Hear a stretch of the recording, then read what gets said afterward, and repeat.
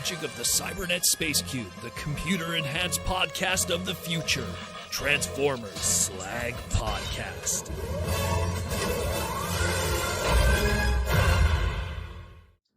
What's up, everybody? How we all doing this Saturday night?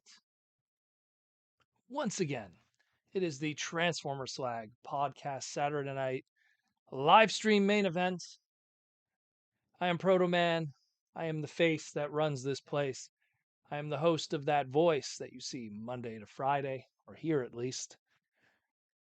I'm a little exhausted. Had a very long day today of shopping.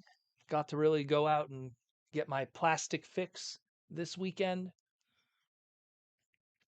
And I feel I'm not done yet. I have to hit up a few more stores tomorrow. Just been very busy. There's been a lot of sales, a lot of stuff going on. So I've been just running around trying to collect some stuff here and there. Had to pick up something from the post office. A lot of cool stuff going on. And you'll get to see little things here and there I got. Some stuff from the secondary market, some stuff brand new stuff, some stuff that's not Transformers. Almost too much, really. I still have stuff I have to sort from a collection I bought recently. So it's going to be a busy week for the Proto Man. But today is the live stream. We're going to cover the news today, some brand new stuff that I have not covered yet that has recently fallen into our lap. And I'll probably do an individual segment of it later this week in the podcast. Nice to see the YouTube members, Patreon members, and one Hasbro person here. Michael Koo is here, and Lizard Sphere X, and a few others too. Mikey is here, along with Louie. Princeton Phalanx 59, Horned Owl, good to see you all. Cringe McCringle from the Patreon. I know I might be missing someone. Thank you all for coming. We're going to also be doing a giveaway today. If you didn't see the post, we did a post just a couple of minutes ago. We're going to be doing a giveaway also. Some, just a Transformer Legacy product. Figure I'd put some of that out there. Again, courtesy of Binth Studios, our sponsor for today's giveaway. And so we'll jump into the news. We'll cover that, and then we'll do a giveaway, and we'll do a whole bunch of other stuff, and then we'll take some super chats. Once again, reminder to everyone who's new to the live stream, if you want to participate as part of the live stream, just super chat a question, comment, or whatever, and I will read it live, as long as it's well behaved. To a certain degree. We also like to be pretty bad here too. So let's jump into that. We had a very interesting week of Transformer news to jump into. First one we're going to cover, of course, is that sighting from the other side of the globe.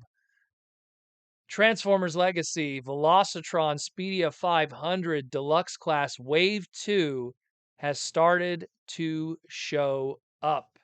And the Crasher and this character here are part of that Wave 2 assortment. Now, the belief is that there might have been more in this case assortment of deluxes of characters we have not seen yet, but the person who was able to take the photos and everything did not see it until we saw it.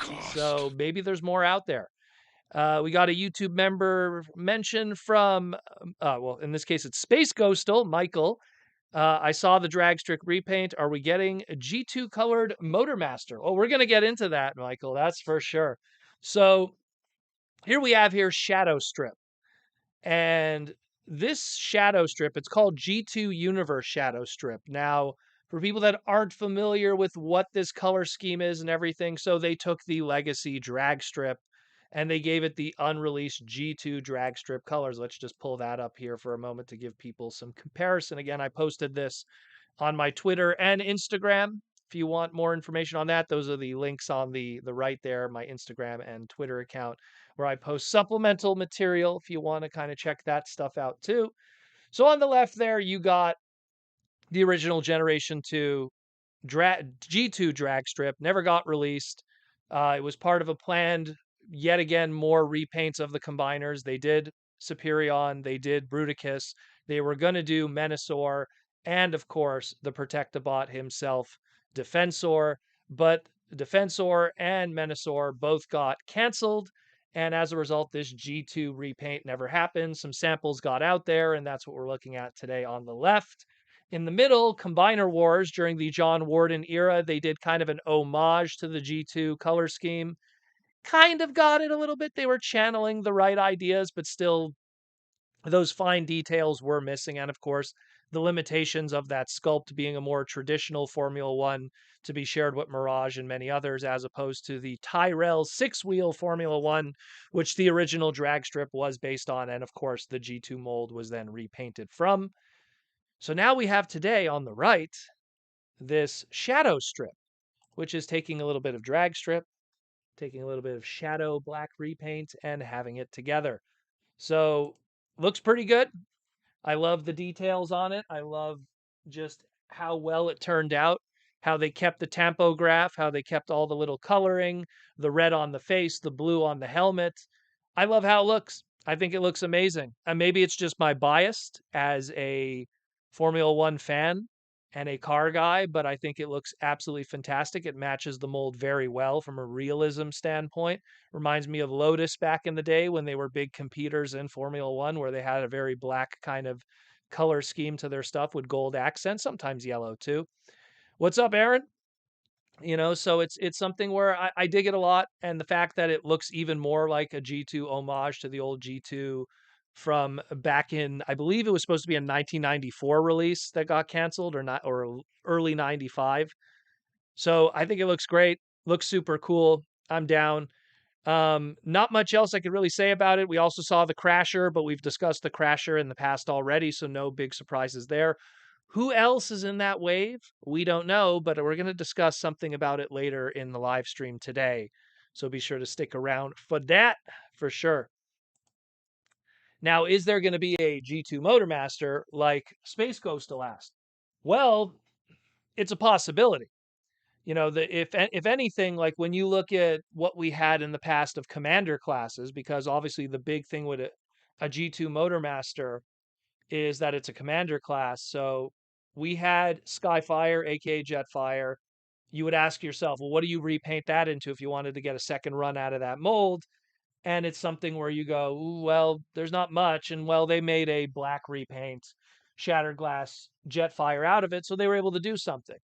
Then you look at Skylinks and you go, ooh, Skylinks, what do you do with that? There isn't much you could really repaint with a Skylinks. I mean, you could try to be creative in something, but there isn't really much that you could do that would justify that commander class price point and a fan making the dive of that price for something that might be a weird repaint.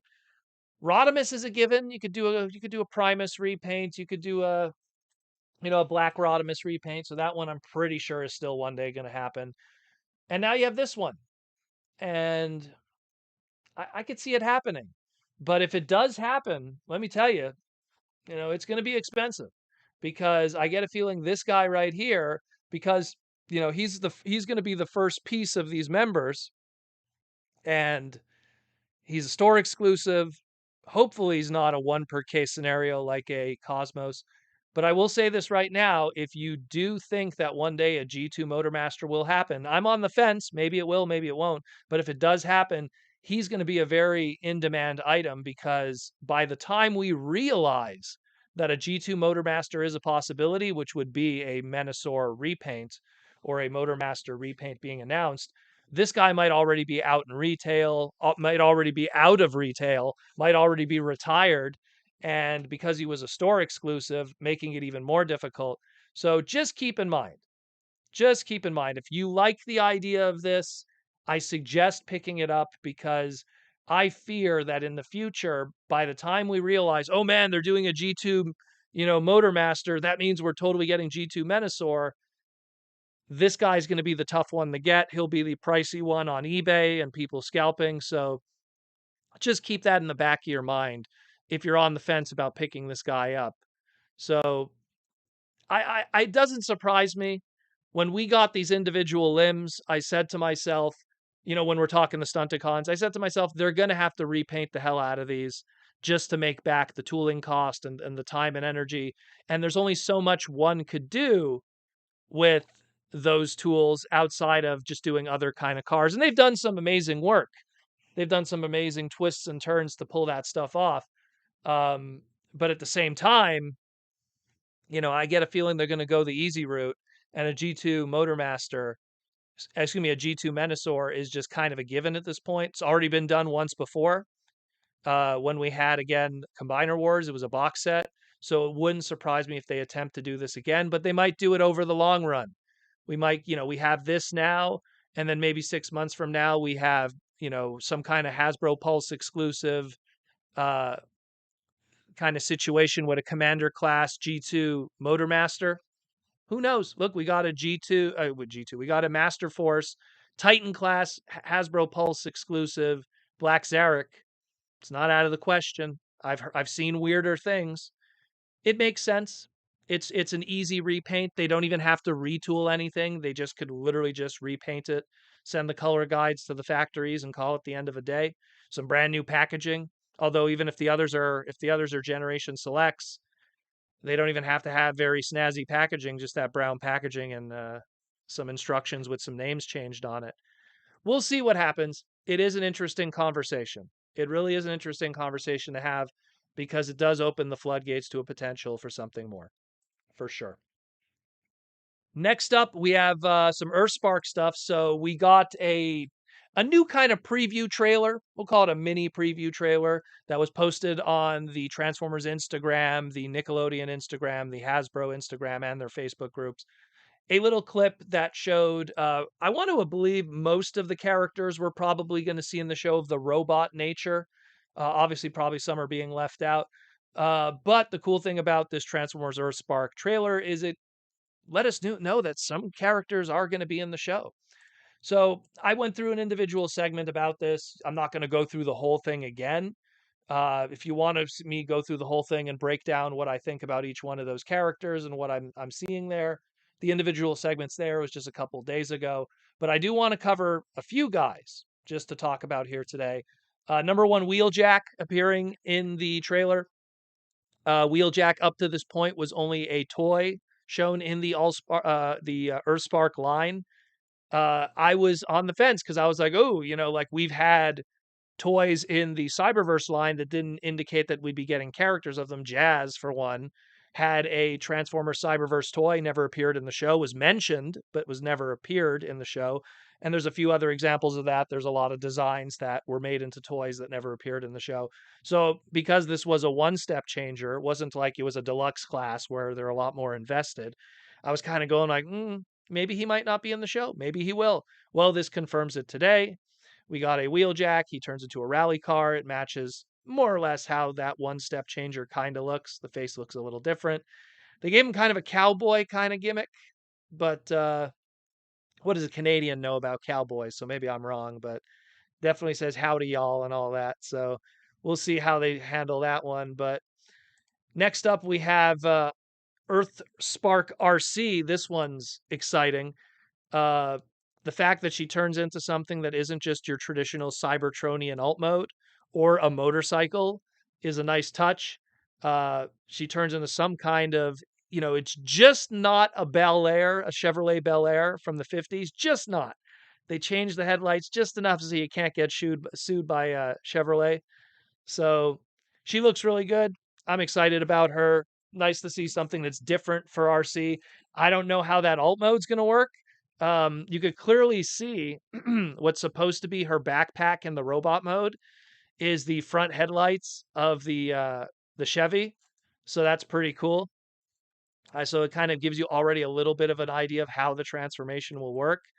You could also see on her chest the front emblem of the front of the vehicle.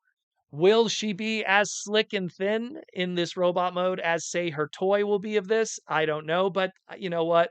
There's a lot of magic going on uh, at Hasbro and Takara Tomy being done, so wouldn't surprise me at this point.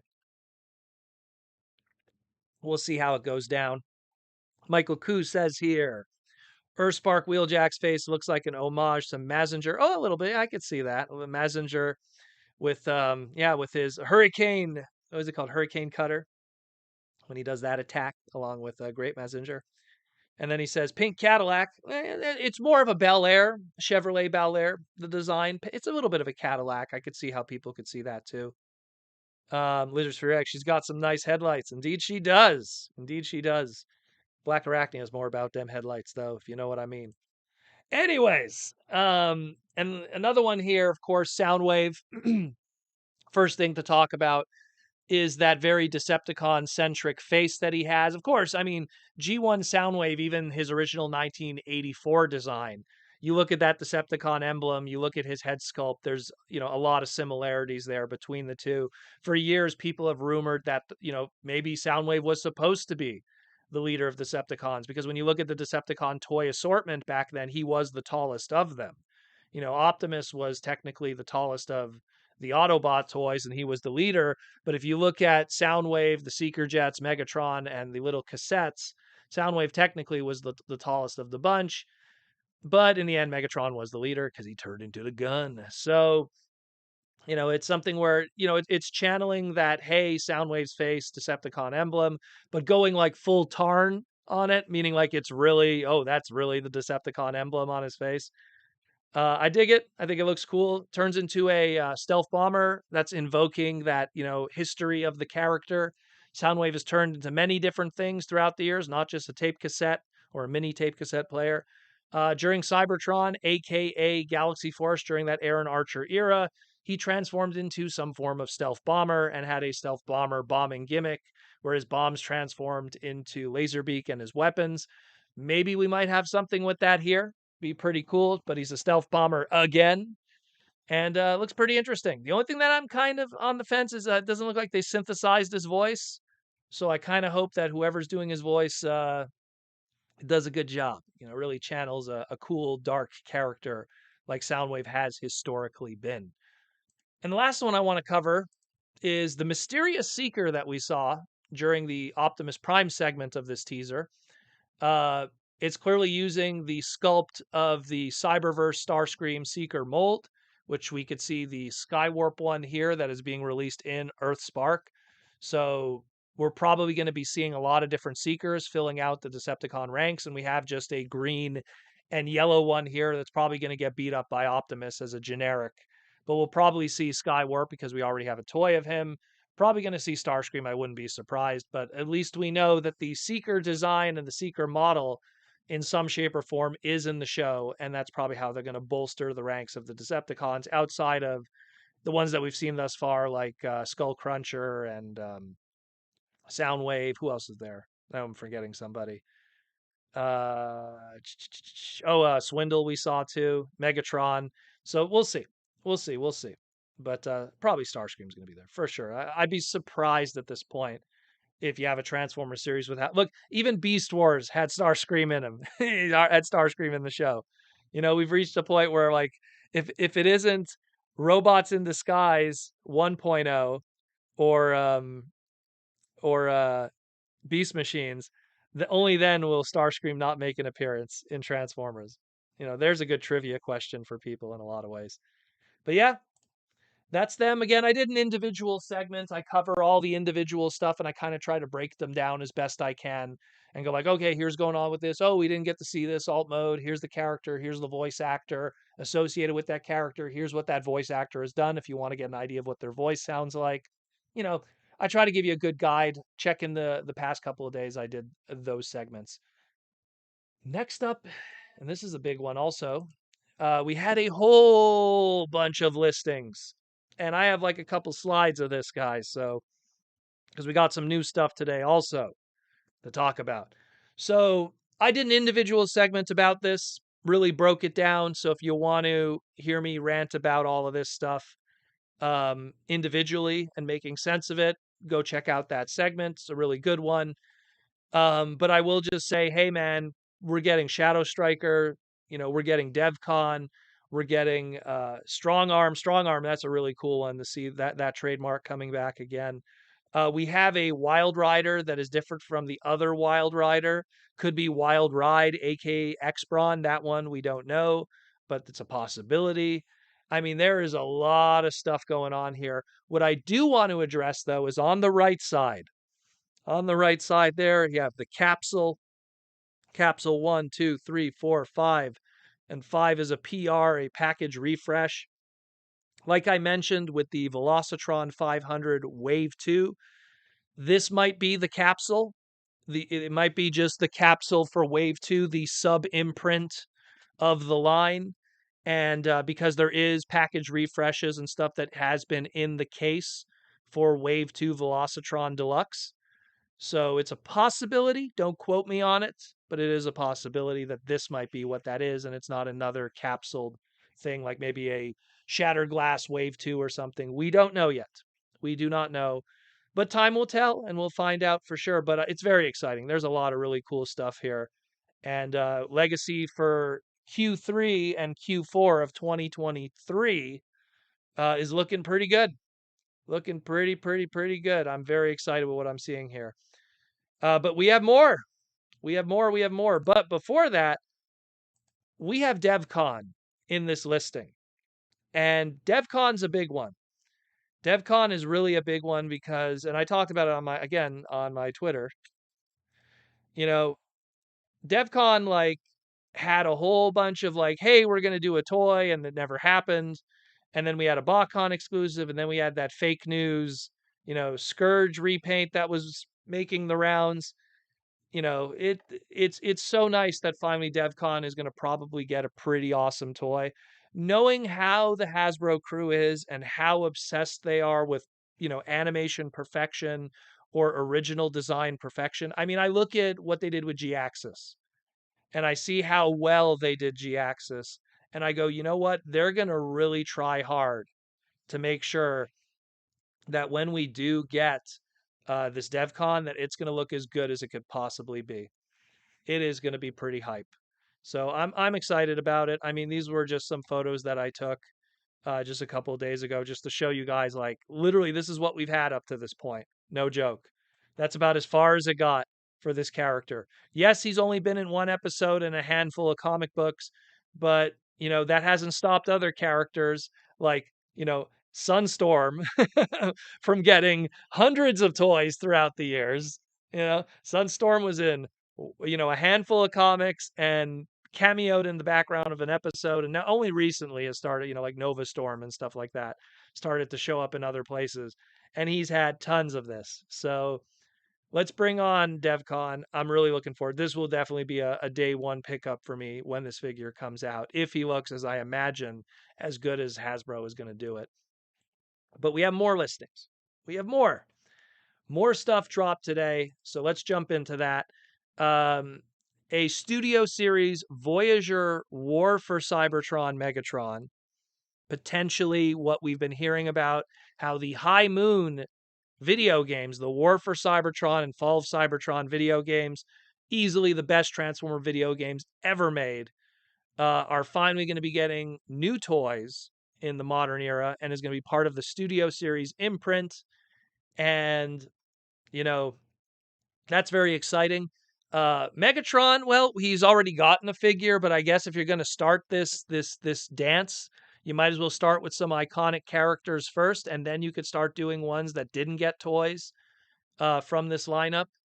But hey, man, that opens the gates. That shows that it's a possibility, and we're going to be getting a War for Cybertron Megatron in the Voyager class. The original was a deluxe class, so hopefully in the new Voyager price point and the limitations that they have, or the lack of limitations, because now Voyager at least has a pretty decent budget, but it's probably a decent budget that's probably a deluxe from 2010 to 2014. So we'll see. We'll see. We also have a Studio Series Voyager class TF7 Warrior.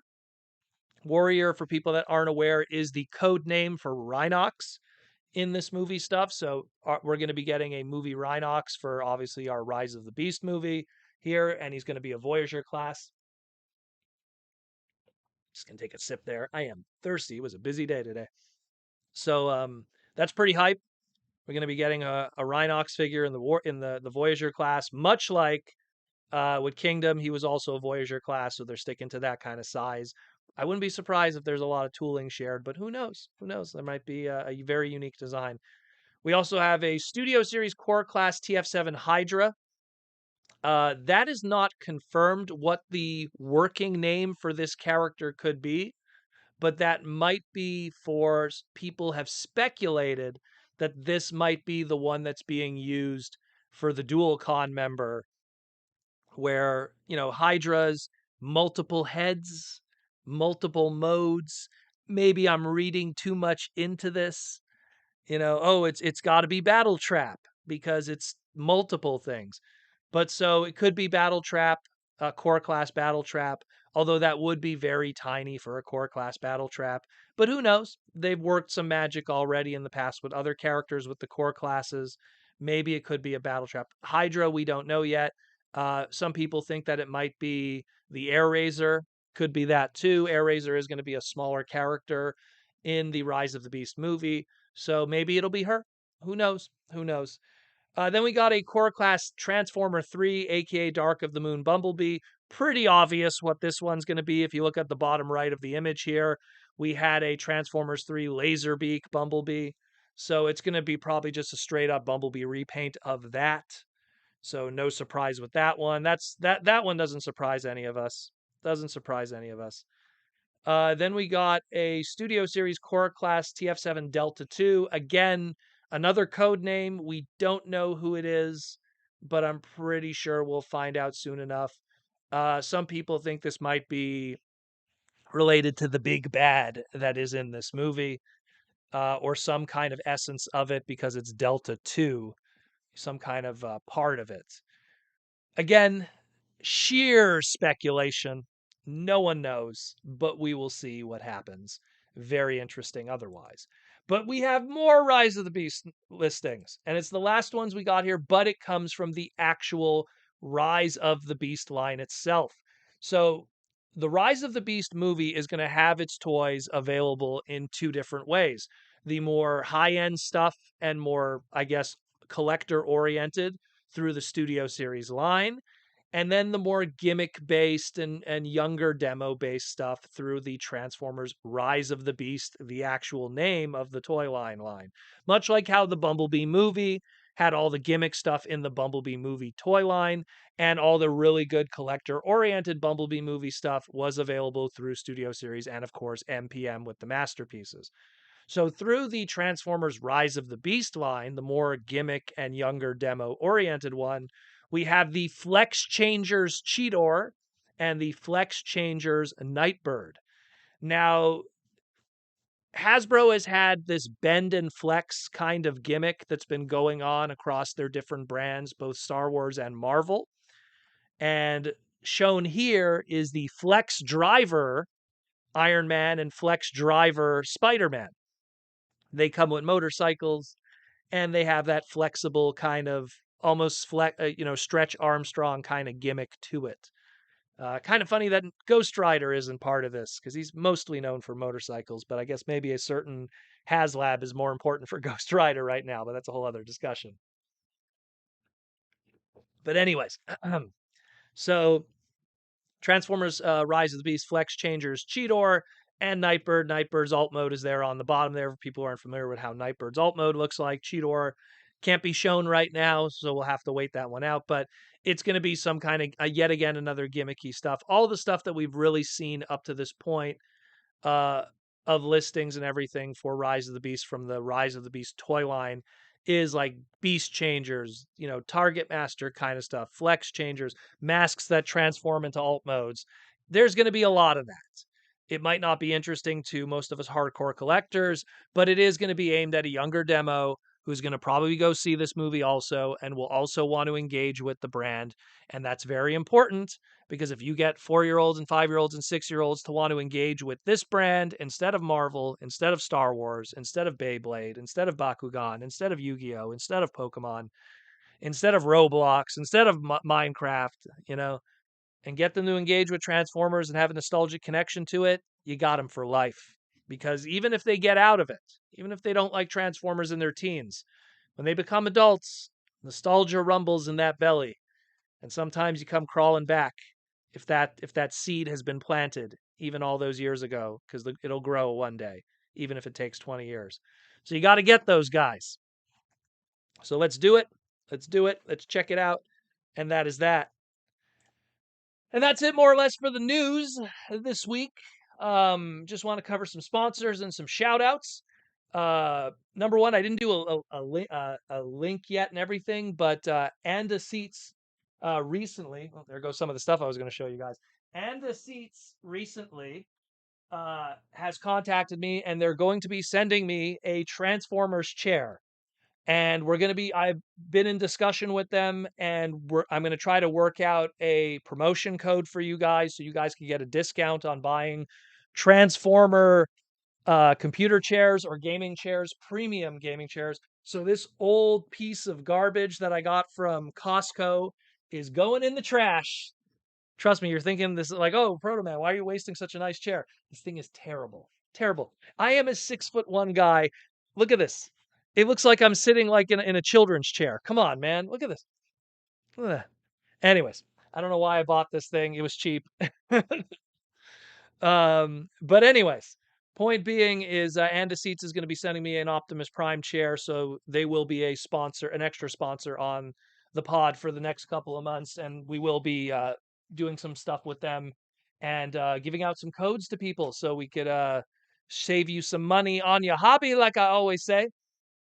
So be sure to check that out when the time comes. Probably going to be in the next 2 weeks or so, I would imagine, when it shows up. But yeah, we'll see then. So let's jump into some sponsors. First of all, Symbiote Studios, our pins, our plush, our t-shirts, especially our t-shirts. Today I'm wearing Catnip Bravo, enjoying some lamen. But Symbiote Studios, the official plush creator of Transformers and the pins. You could get Catnip Bravo as Optimus Prime over there on the bottom right, as well as all the others and the cool shirts and the cool pins. And of course, all the other Hasbro brands. Oops, that was the wrong slide there. And that was the wrong slide. um, right here, we got all of them. Wave 1, Wave 2, Wave 3. Unicron is sold out, people. I apologize for that. So if you didn't get in on Unicron, you missed out. I kept telling people, pick up that Unicron, convention exclusive, SDCC. Sold out now. But there is a whole bunch of others. Go enjoy them. The Seeker Jets, the Shockwave, the Hound, the ever awesome Grimlock that keeps selling out and has to be restocked every time. But really cool. Love it all. Looks great. And again, all the other brands, Power Rangers, G.I. Joe, My Little Pony, and Magic the Gathering with the pins. We need some Magic plush. I want an Urza plush. Urza from Magic, but I'm weird. Anyways, or get that awesome Snake Eyes and Timber t-shirt. I got that one. I really dig it. Wear it around the house all the time. And of course, the brand new releases just recently, the Dragon Zord and the G.I. Joe pins. Be sure to check those out. And of course, there's also the Toy Armada with Aaron Archer. The latest episode of the Toy Armada is out right now, talking about Armada, individual guys breaking it down, making sense of creating toys with Transformers, but not just Transformers. We also have Batman. We got Aliens. We got not Predator, but Jurassic Park. We got what else did we talk about? We talked about Justice League stuff. We talked about Transformers, all the different brands. Check it out, the Toy Armada with Aaron Archer. Just slap it in your YouTube search, the Toy Armada with Aaron Archer. You get to hear my voice and Aaron in a deep visual podcast talking about all the coolness. And again, if you want more Aaron Archer right now, if you go to on the bottom right there, archermonster.com/shop, or just go to Archer Monster, and then go to their shop section. Archer Monster, aka Aaron Archer, has put out his first volume of his black and white sketchbook with all kinds of cool stuff, all original drawings, 32 pages of it, black and white, $20. Not that's an amazing price for a sketchbook. And for an extra $15, he will draw whatever you want in the sketchbook, whatever you want within reason. You want Vector Prime, you want Hot Shot, you want a picture of Proto Man getting his face crushed by a better YouTuber, whatever you want. Oh, maybe don't ask for that one, but either way, $15 more gets you a nice sketch on the inside too. So be sure to check that out. Archermonster.com/shop. You know what's amazing? You know what's amazing? Let me show you guys. This is his art. Okay, Aaron drew this for me many years ago. Nice little hot rod. So get yourself some nice art from Mr. Archer, the man behind more than 15 years of the Transformers you grew up with. And that is that, more or less, guys. So let's do a giveaway. let's do a giveaway today. Let's do a giveaway. I'm pretty sure people would like a giveaway. So once again, the giveaway is aimed at Patreon members and YouTube members, our YouTube channel members, pretty much the people with the green on the right there, like Lizard Sphere and Mikey and all of them. So we're going to ask a question. And if you are a Patreon member, just type your Patreon name and your answer. My mod that's behind the scenes right now, John, will find your, don't worry, it doesn't matter who answers first, but just make sure to post it. He's going to get all the names together. If you're a YouTube member in the greens, just type your answer, and John will get it. We'll put it all in a hat and we'll answer it. We'll announce the winner in the next, like, I don't know, in the next 20 minutes or so, because I have to give John time to write down all the names, put it in the hat, and then pick out a winner. So we'll do that. So the question today is, this is a little bit of a tougher one today. The question today is, Devcon had a little lizard friend that he went on an adventure with. What was his name?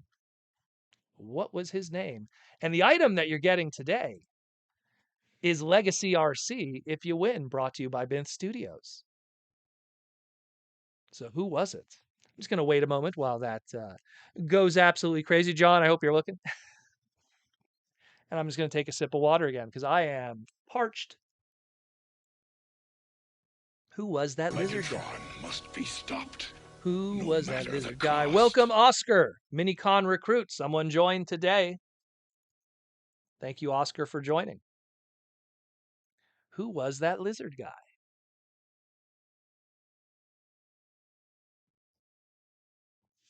Who was that lizard guy?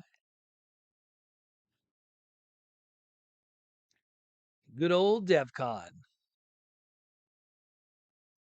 Good old Devcon. Who could it be? Who was the guy that was with Devcon when he had his 5 lines and disappeared from Transformers canon for more than 15 years? Who could it be? Some people say that it's easy, but you never know. Not everyone knows these. Not everyone watched G1. Some people only watched Rescue Bots. Some people only consumed Kiss Play and called it a day. Okay, maybe not, but you know what I mean. Don't worry about spelling though, guys. I probably know what you guys are trying to type. Mm-mm-mm. Yeah, John, don't penalize them for spelling. Don't penalize them for the spelling. Don't worry about it.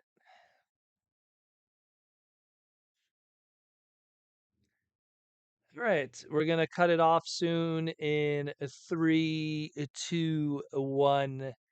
We're good. So John's gonna tabulate those. So any YouTube members or Patreon members will be able to get one of these items. Get one of these beautiful items, and today is going to be the RC. Next week, maybe we'll do something else. We will see how we feel. In the meantime, let's get into some stuff Proto Man got. A little mix of everything. Some new stuff, some old stuff. Today I woke up super early in the morning. I had to ship out a whole bunch of packages for some patrons. I had to go do some other stuff. And most importantly, I wanted to just hit like a whole bunch of stores. It's been a while since I've hit like, 3 Walmarts, 3 Toys R Us's, go around to all the little smaller shops and some of the more thrifty kind of stores and stuff like that. And just had a big old day of that. I literally was worried because I came home around like 6 o'clock and I need like 2 hours to prepare this live stream with the slides and everything. And I was like, ooh, and then there was new news. So we got some cool stuff. I'm not a big He-Man guy, but I'm a big fan of stuff that Super Impulse does. Just because they're small, they don't take a lot of space.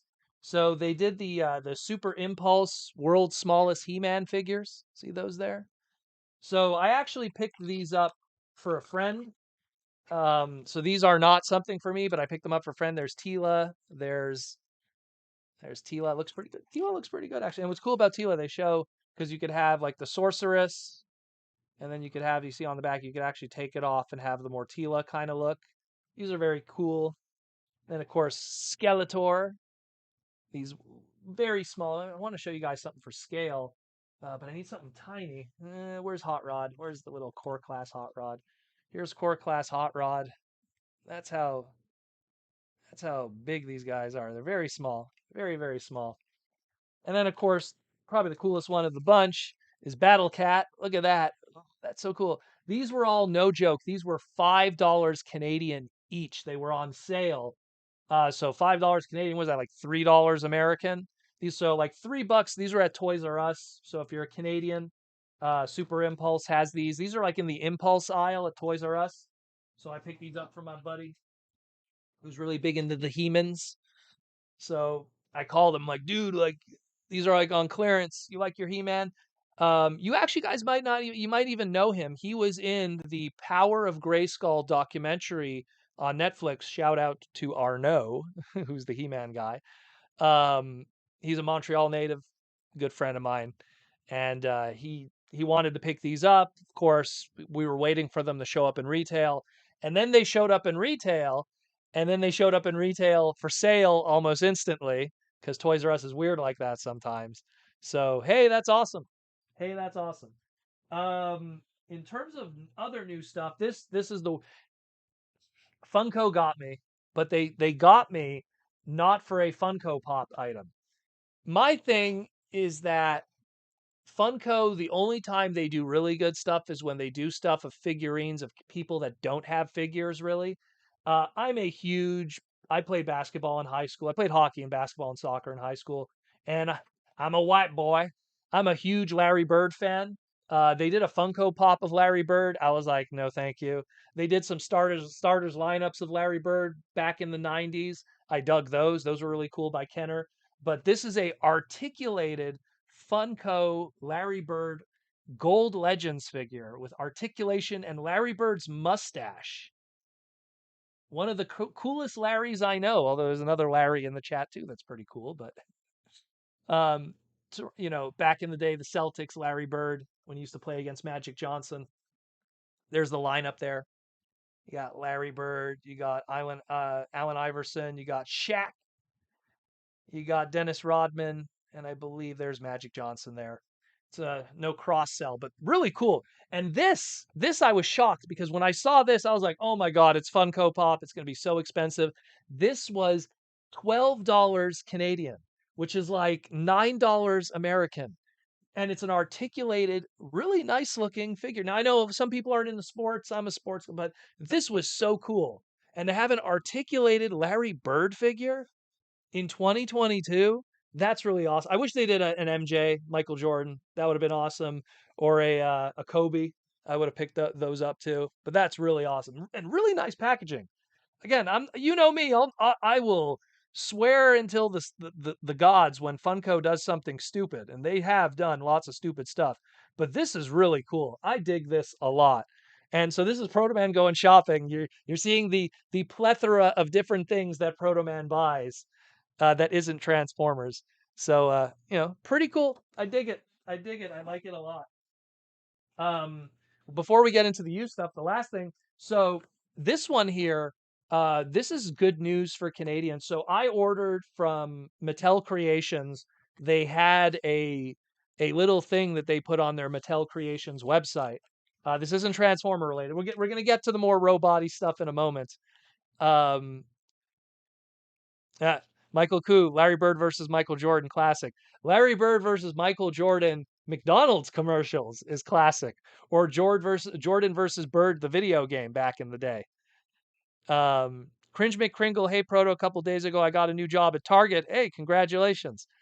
I hope my wallet survives going past the toy aisles all day long. If anything, it teaches you to appreciate it all much better, my friend.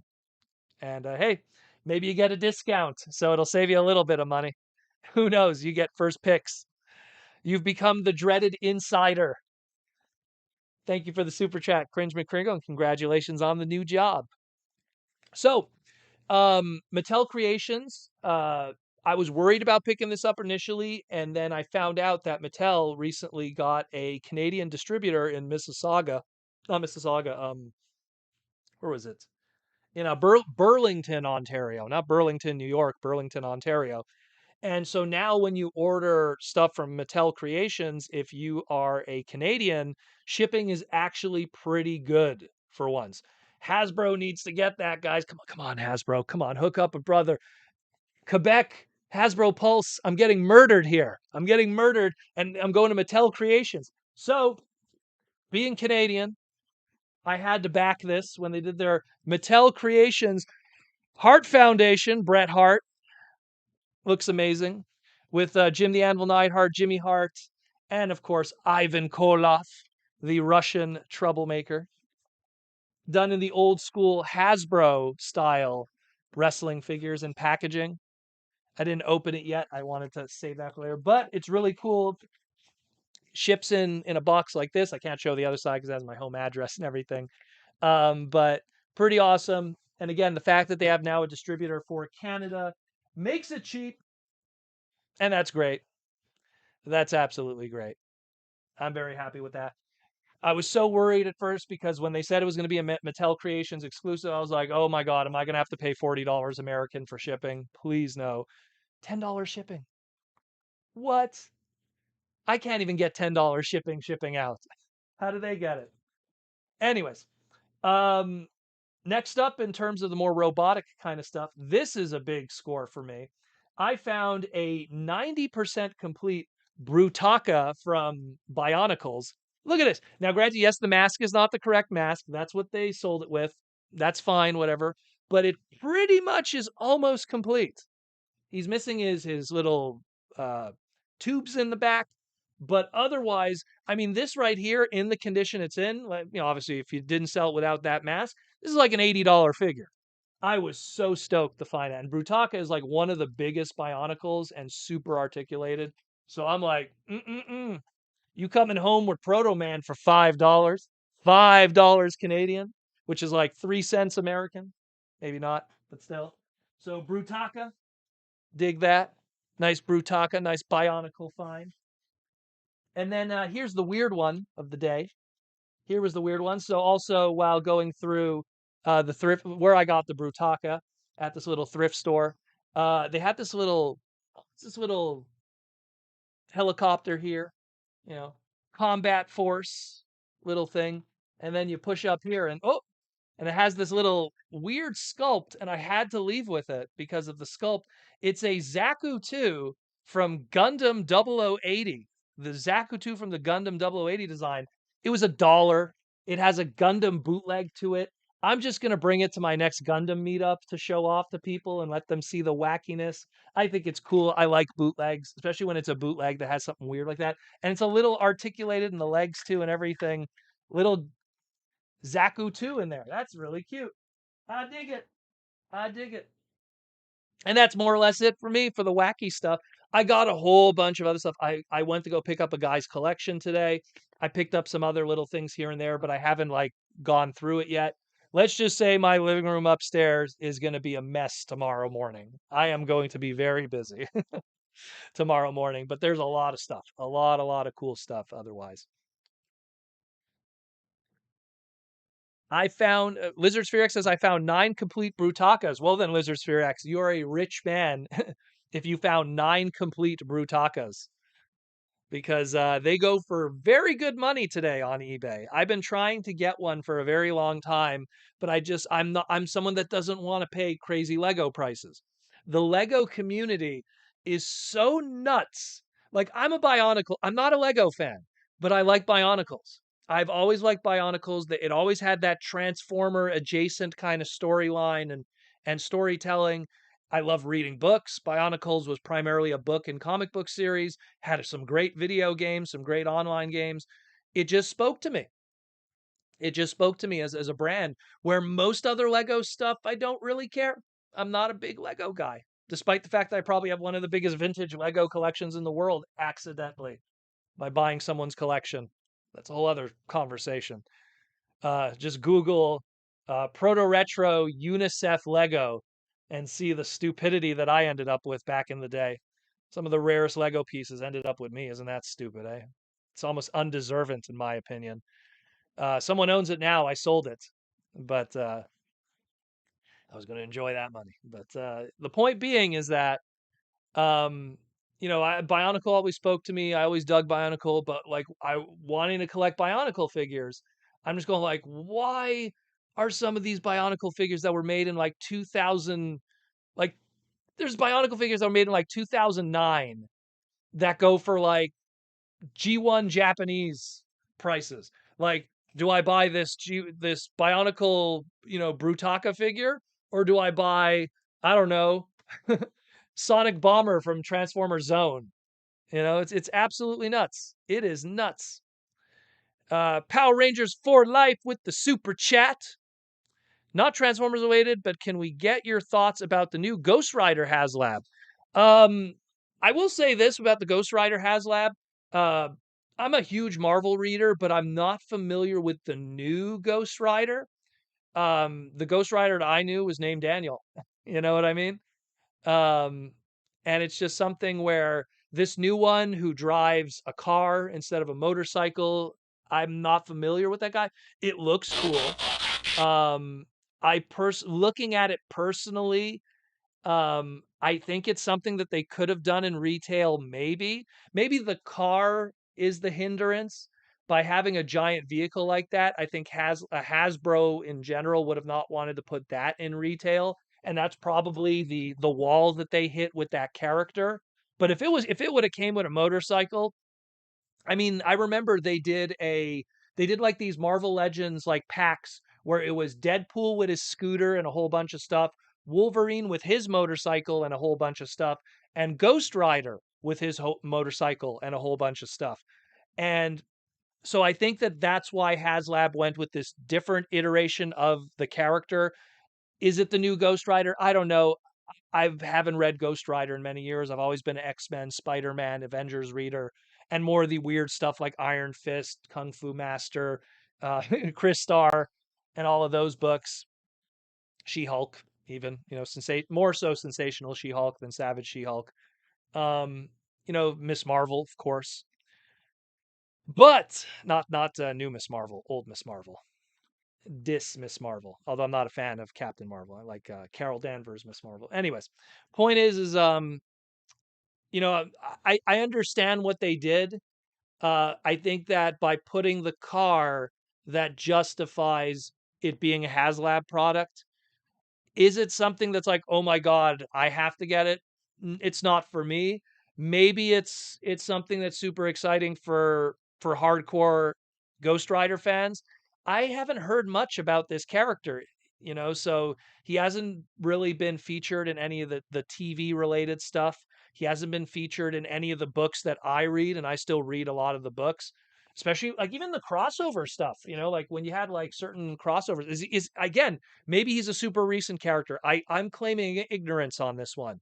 But from a toy business standpoint, I understand why they went with him.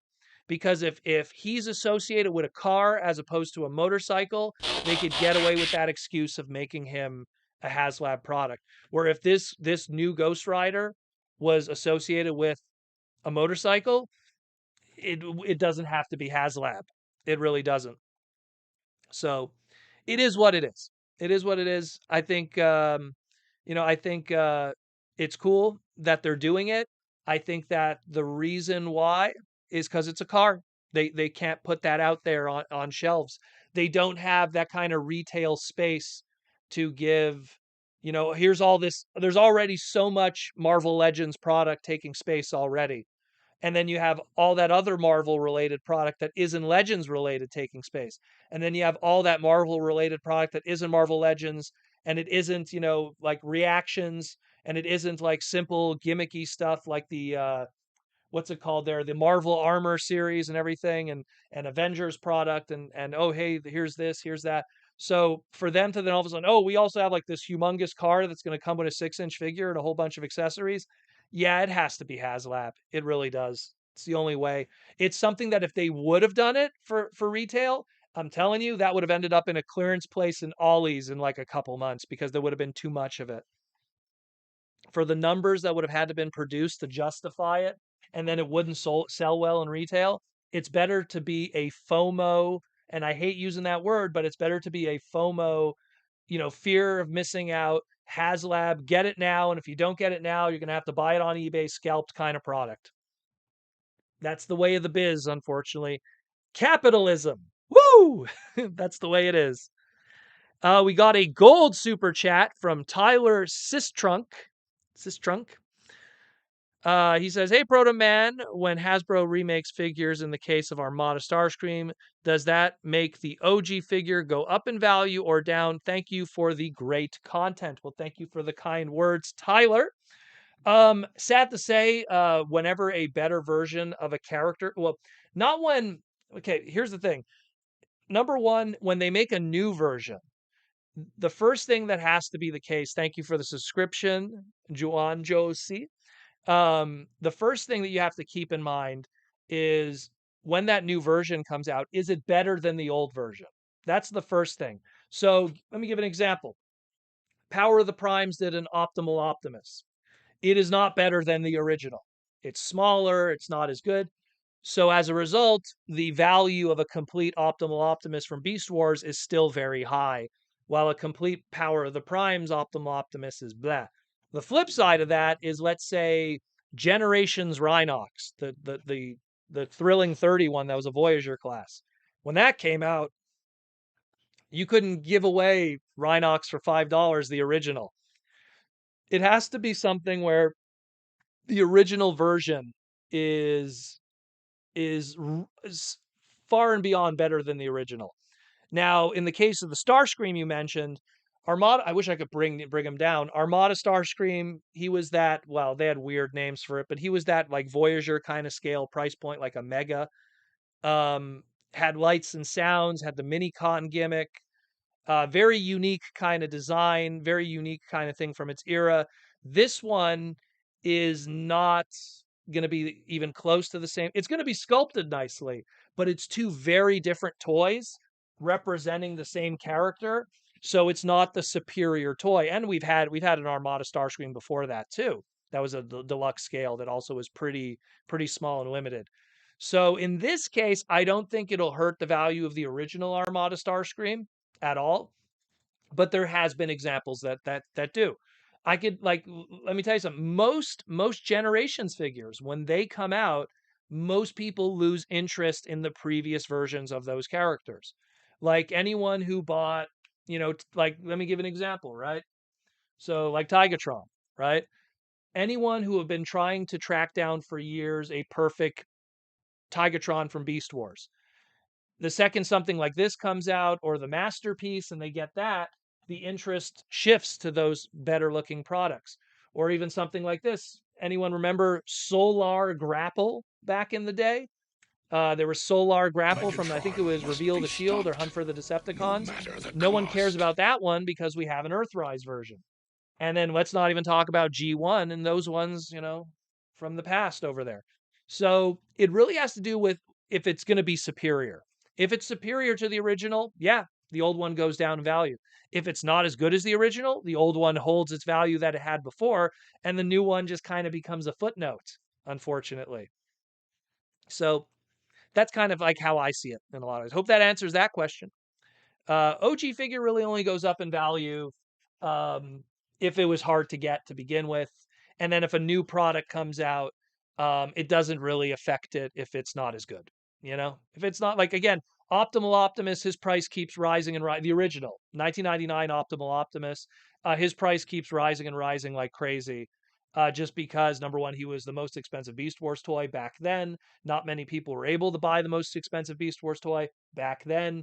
And every version that has come out, be it a Titanium's version that they did, you could almost see him. He's right there. There's Titanium's Optimal Optimus, or the Power of the Primes one was not superior to the original. So that one holds its value and its demand as optimal, the optimal Optimus Primal Season 3 character.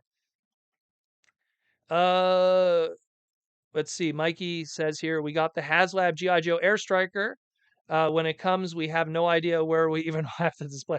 Well, those are those big items, man. Let me tell you, those big items. Well, I'm looking at Unicron. It's the same thing. Like I loved that Sentinel that they were doing for Marvel Legends, but I was just going like, where am I going to put that? My Marvel display already is like at its limit.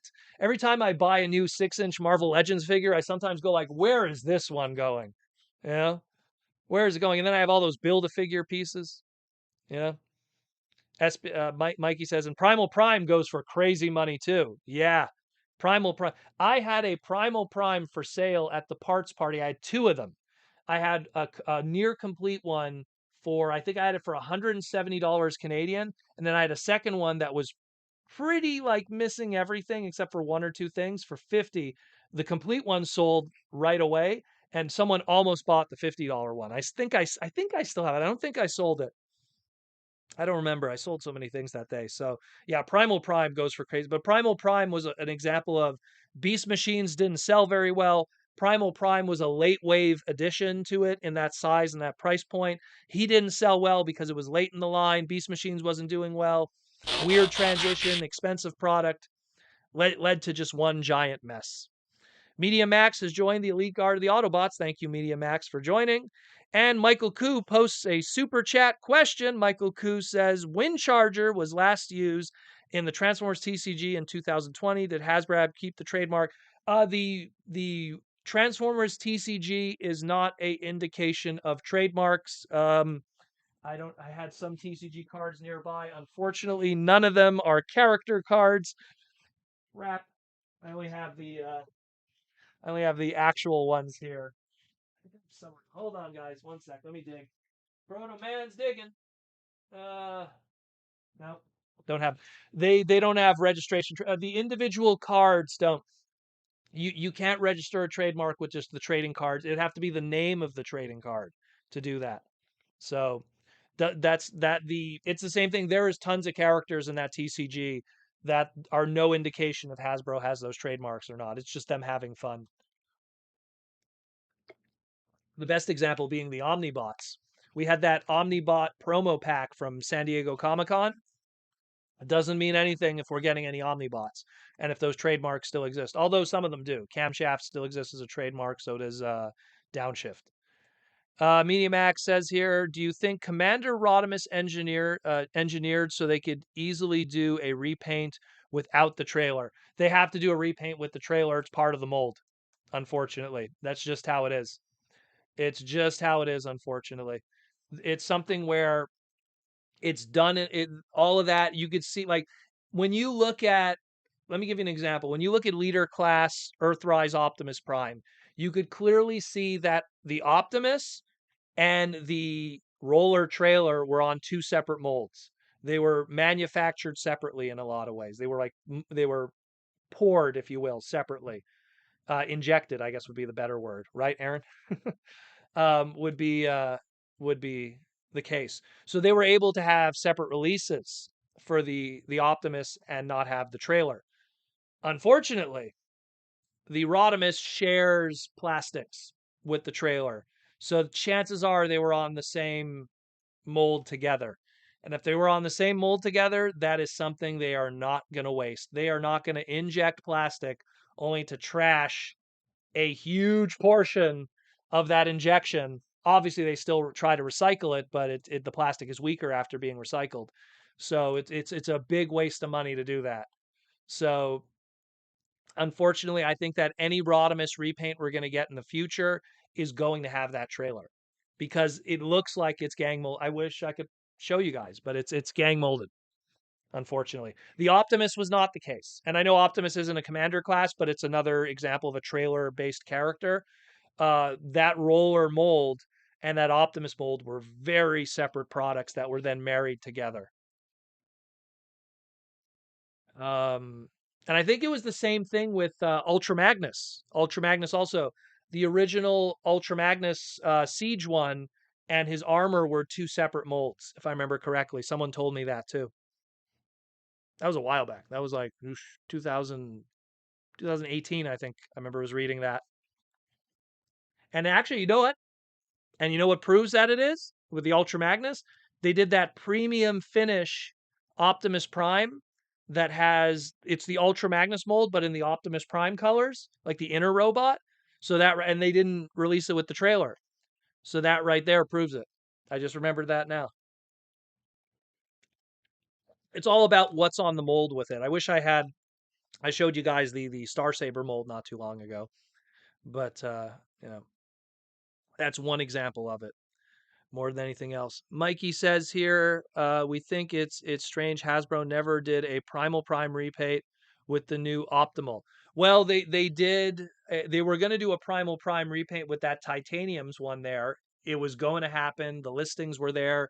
Then the Titaniums line got. And maybe Power of the Primes, Optimus Primal didn't sell well. They did that repaint for SDCC, which was the Throne of the Primes.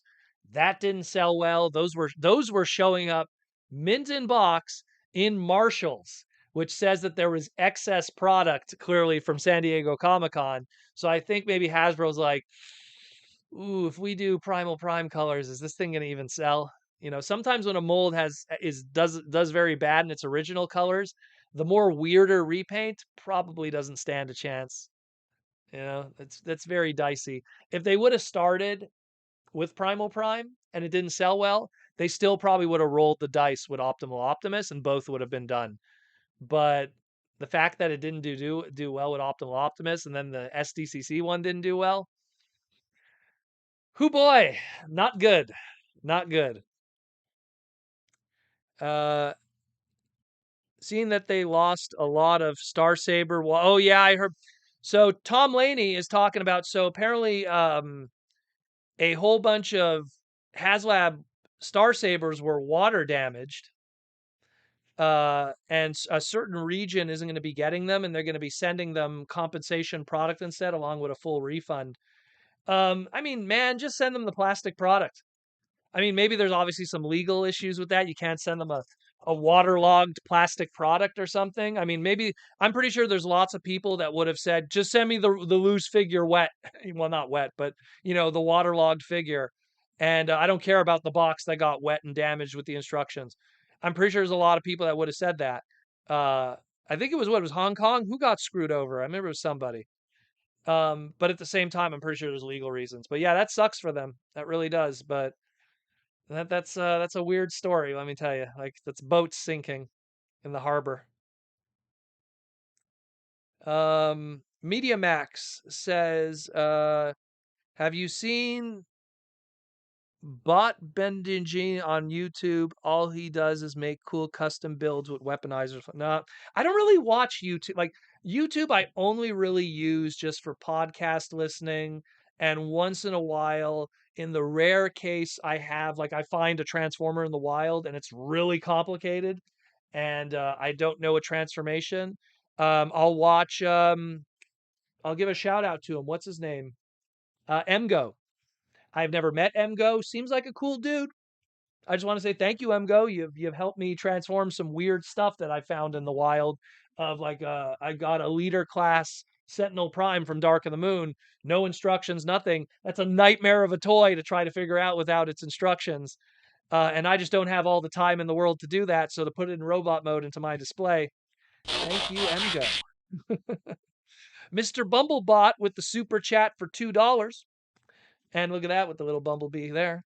Proto Taiwan batch got crushed and destroyed. Oh my God, crushed and destroyed. Okay, well, that's a different story then.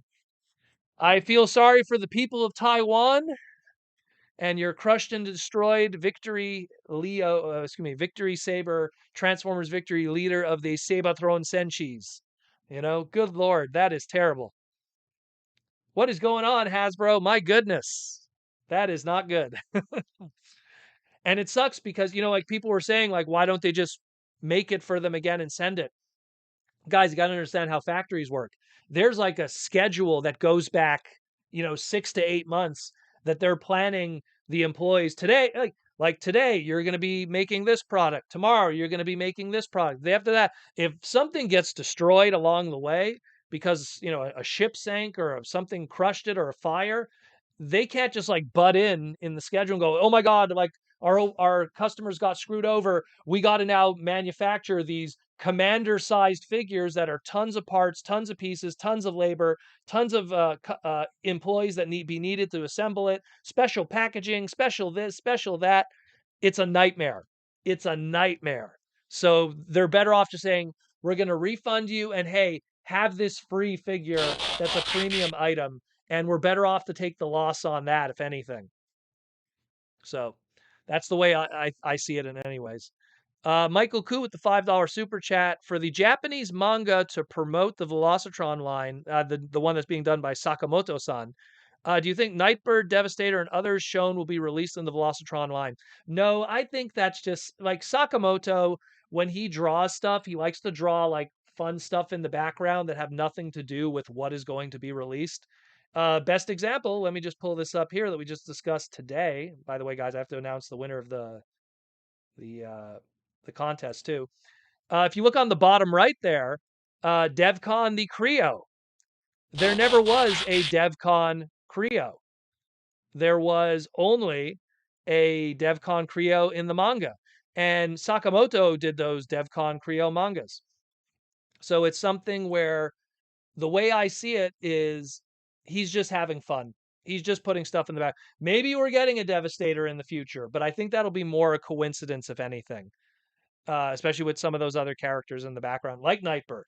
Look, we have a masterpiece Nightbird. We recently had a Nightbird figure through Generation Selects, and now we have Nightbird that's going to be in the Rise of the Beast movie. I'm pretty sure we're already covered with our Nightbirds for the next little while before we're going to be getting something like that again.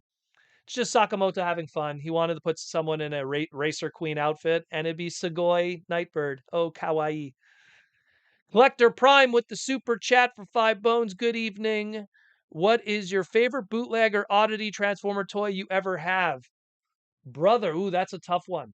One of the very first live streams we ever did, which unfortunately got completely eviscerated because I said the big V in full. I said the COVEI. I'm not even going to spell it because who knows what YouTube, they're so weird. I said, oh, guys, hey, I'm doing a live stream because I can't go out because of lockdowns and the Q word and the big V. And then right away after I was done the stream, they're like, nope, you can't release this video. You said too many of the bad words, which I don't even want to get into. Look, guys, I don't even want, I'm not even going to say the word either because they're YouTube's crazy sometimes. They're absolutely nuts when it comes. But anyways, getting back to what you're saying, one of their very first streams we ever did was I had like boxes of bootlegs that I've had throughout the years, and I was just showing off those bootlegs. Some of my favorites, they did a die-cast line of repaint retools of the alternators, so like the Subaru Impreza, but done in red, using the Silver Streak mold. Really like that one. My Thomas the Tank Engine bootleg that I showed on Instagram not too long ago. I love that bootleg. That's Transformable Thomas. Amazing bootleg. Love that one. What's another really good one? Let me think of another really good one. Really good Oh, my Angry Bird Transformer bootlegs. They're literally like these giant Angry Bird heads that transform. I have a rice cooker transformer that transforms into a robot and it transforms into a rice cooker. Clever Evil Dog and Bloodthirsty War Dolphin, two bootleg Transformers. Really like those. I have a ton. There's tons. I'm a huge collector of bootleg merchandise because unlike look, this is superior to this in every way possible, from engineering, quality, everything like that. But this, there's millions of them made, and they're so easy to find at the click of a button. This, I'll be lucky if I could find another one in my lifetime. I'll be lucky. This is pure luck. Pure luck. They make maybe 5,000 of them. They put them out in the secondary market, and you see it at a Chinatown or a flea market if you're lucky in the future. I just remembered another great one. I have a gigantic card backed. It's on a card back of Primus, Cybertron Primus, all in red. I've posted that photo in the past on my Twitter. That's another one I really like. That was a really cool bootleg I had. Huge card back. Like it's got to be like 3 feet tall. The card back. It's so cool. Really cool one. But thank you for the question. Prince of Phalanx 59, they better replace it with the upcoming. Yeah, they're replacing it with the upcoming Orion packs and Alpha Trion. That is correct. That is how you are. That's actually one of the items that I got today from the collection buy. Alpha Trion from Cyberverse. I have to clean it up a little bit. That's going to end up in a parts party in the future for cheapo. So people will be able to get some Alpha Trion action. Tom Laney, so do they make extra figures for later as a package refresh? The package refresh figures are actually planned in with the waves that they're planned in. So if Wheeljack was supposed to be part of wave 3 of something as a package refresh, he's planned in when they're also manufacturing those new characters together. So best example, Earthrise RC. She was released. She was part of the wave with Hoist, and who else was in that wave? Anyways, Hoist and whatever. So she was manufactured in the factory, boom, boom, boom. And then when they're going to be doing Kingdom and they're going to have RC and Kingdom again with, let's say, Wingfinger or, Paleotrex or whoever's going to be in her wave assortment, when those are being manufactured, they're manufacturing again those RCs for that. It's not like they take the old ones and they put it in the new ones. No, they press it all again, a second run. It's a brand new run, freshly made for it. Plain and simple. Like when you guys have running changes, when you have like a figure, it's one way, and then for some reason there's variants of it. It's because when they were making it, and then something changed in the middle of production, and then all of a sudden one character has unpainted thumbs or a broken thumb or something like that. So it's an interesting process. So now we're gonna do the winner for let me just pull up the slide here. So we have the winner announcement now for our giveaway today. Let me just get that slide. Where's the slide? There it is. Where is the slide? Transformers Legacy Deluxe Class RC is going to someone brand new in their home. You get to enjoy the Transformers Prime character herself. If you haven't picked her up, hey, even better for you. If you already have her, give it to a friend. Christmas is coming up. Or hey, Halloween, give it to some kid who's dressed up as a Transformer. Be a good present. This comes courtesy of Bin Studios. Again, thank you, Bin Studios, for providing us with our gift today to give to one of our Patreon members or YouTube members. And our winner today, according to John, that he pulled out of the hat is, and if this individual does not claim it, disclaimer, if he does not claim it, we have a backup person. So please say that you see your name being called so we could then be contacting you to then ship out stuff. So the winner today is the Collector Prime, who is, according to John, a Patreon member. The Collector Prime is the winner today. So the Collector Prime, if you are in the chat, just say yo, and then just contact us through Patreon. Send us your address, and we will be sending you the Blue Babe from Transformers Prime. Collector Prime, I'm waiting for it. Waiting for it. Mm-mm-mm. Gives me a moment to take a sip. Don't worry, guys. We're going to be doing more giveaways in the future. And we're going to probably be doing a very big giveaway during the Christmas season like we did last year. Last year, we were giving away 4 things a stream. So, Collector Prime, if you don't claim it, we're going to have to go with second place. Second place's name is chilling over here, waiting to be called. Oh, there he is. There he is, Collector Prime. There you go, Collector Prime. All right, Collector Prime, contact me through Patreon. Send me your full address, and we will have your motorcycle on its way. Congratulations, Collector Prime. And thank you for the love and support for the pod. Thank you. I'm wearing my Pac-Man. Japanese Pac-Man. I like this. Check this out. Oh, Pac-Man. And then hold on. Pac-Man. Old school Japanese Pac-Man sweater that I got. Love this. Love this. And of course, I got to give a shout out to Symbiote Studios with their cool shirts that we always wear every live stream. Good stuff. Good stuff. I mean, I'm not going to say who second place was, though, because I don't want to make people depressed. we'll do more giveaways in the future, guys. You know what, you guys are such a great fandom and everything, and I'm so grateful for all the patrons and YouTube members that I have that help support the podcast and keep us going every week. So I always want to give back somehow. You know, full address, social security number, bank account, and blood sample. Yeah, we need those too, and a follicle of hair for cloning. We need that also, but it has to be in some amber. Has to be in some Canadian maple syrup. So you got to come to Canada and do it.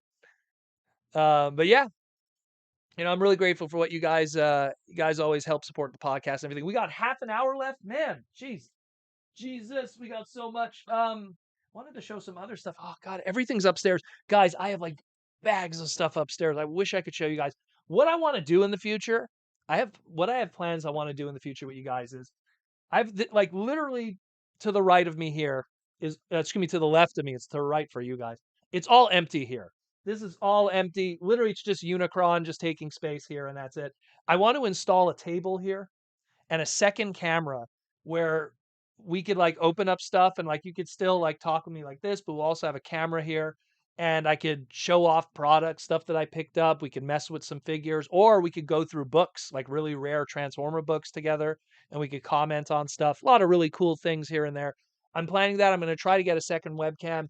Black Friday's coming up, so maybe I could get a nice Ace HD Black Friday camera. Boom, just something, and we'll have a cool setup for the future. That's kind of one of my other plans that I'd like to do.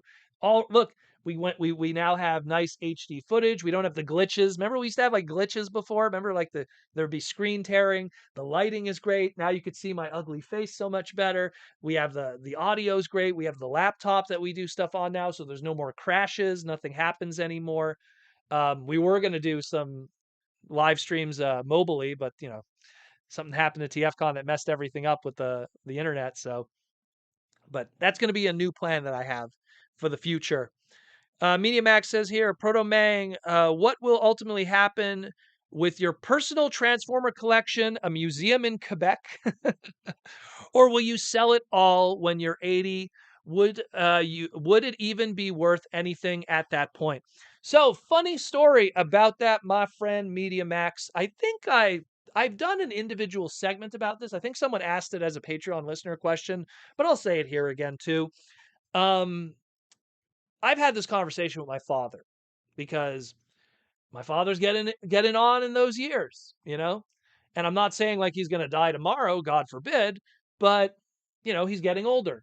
And my biggest fear that I have is because I've bought people's big collections.